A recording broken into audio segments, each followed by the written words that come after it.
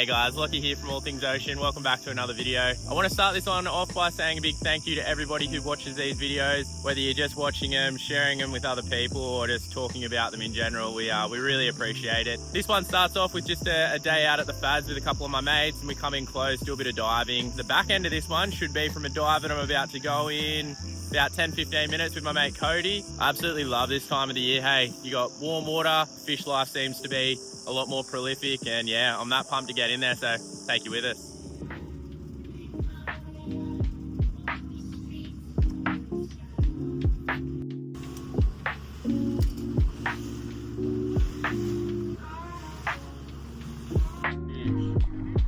It's so nice, blue, warm, no fish, no current. Absolutely zero fish at the Fad, unfortunately, so we headed inshore to do some diving.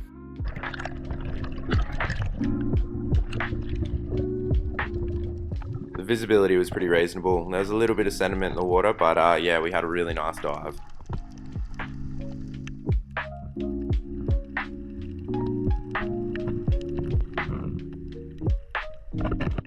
Found a tasty little slipper cray to start off our dive.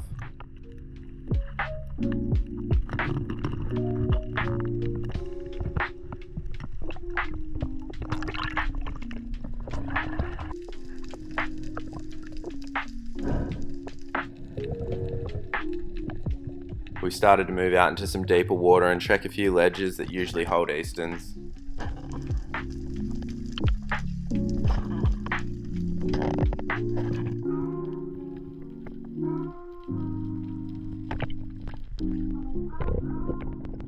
This cray here was like right at the end of my reach, so I couldn't really get a firm grip on it, but as I pulled it out, it actually tried to give me the slip.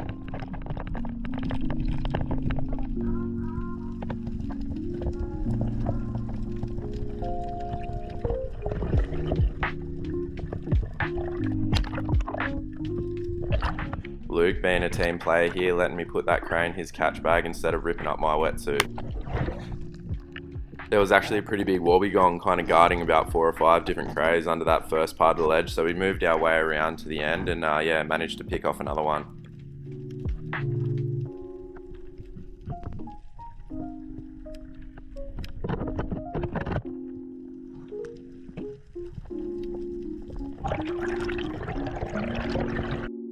By this stage of the dive, we all had a few crays each and we decided it was time to target some fish.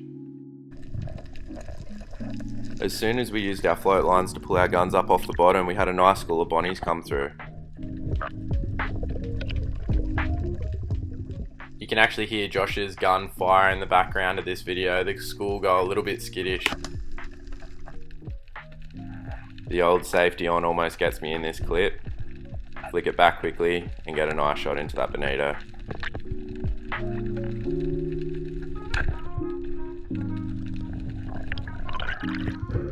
The bonito sashimi up pretty well. What I've found is you need to gut them and gill them straight away, and as soon as you get back to the boat on ice.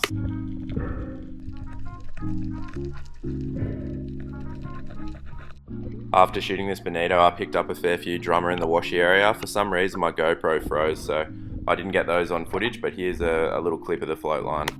Feels like a really productive morning. We're back in the boat at 9 AM. The esky's full of lobsters, fresh fish, and we're gonna head back to the ramp and then shoot back to mine. Super nice coming home and having my son run out to check what we've got in the esky. That arvo, we cracked a few cold beers and made up some sashimi with the bonito. My mate Paulie, who's a bit of a weapon in the kitchen, put in a huge effort and made a heap of homemade pasta. We cooked the crays up and yeah, made a pretty epic dish.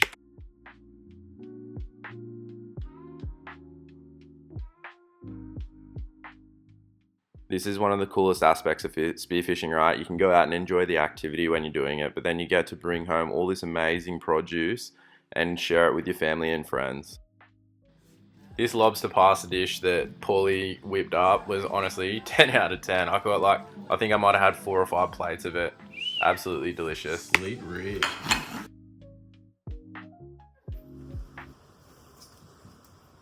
This next little dive was a few days later. We had a couple of nice southerlies come through which blew in some really clear blue water. We picked a spot that was pretty protected from the wind and the swell that day, and I got in the water with my mate Cody.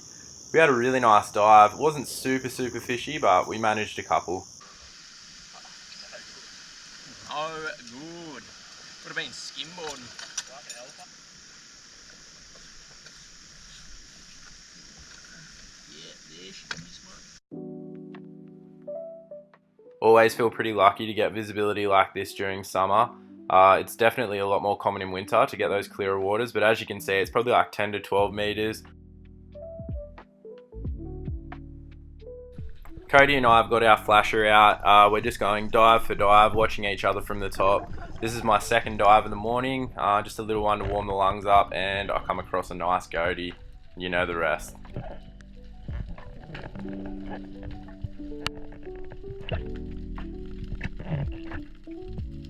Usually not a big fan of the shot approach here, which is more of a top-down shot. I usually prefer to be flat on the bottom and have the fish swimming at the same level as me.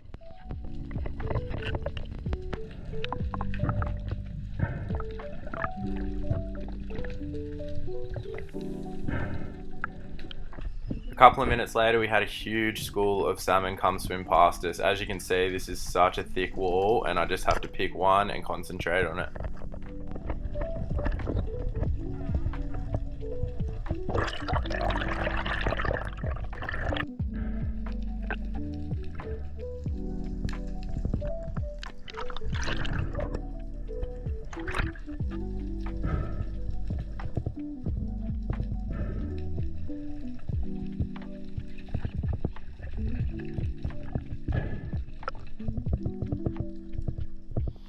After that clip there of the salmon that you guys just saw, we ended up drifting down the headland a heap further. We were specifically looking for kings. Unfortunately that day there was a little bit of bait around. The viz was actually really good. Water was warm, but yeah, we didn't run into any. That's it, that's just the way it goes sometimes. But yeah, I hope you guys really enjoyed that video. Quite a few that we've made and completed, which are up as drafts at the moment, and we're looking forward to sharing those with you. Cheers again for tuning in, guys. Really appreciate all the support, and we'll catch you in the next one.